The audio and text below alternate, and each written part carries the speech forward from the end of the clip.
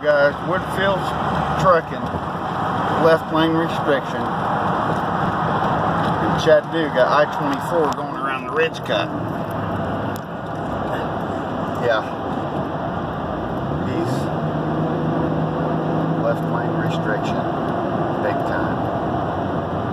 And then now people are passing him on the right.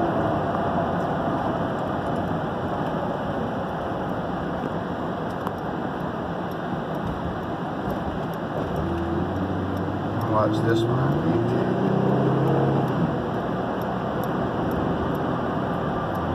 I wonder how many times he's seen that on the road. Twice.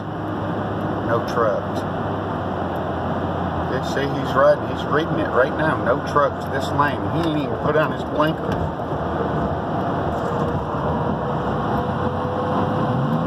Talk about Mo Ron.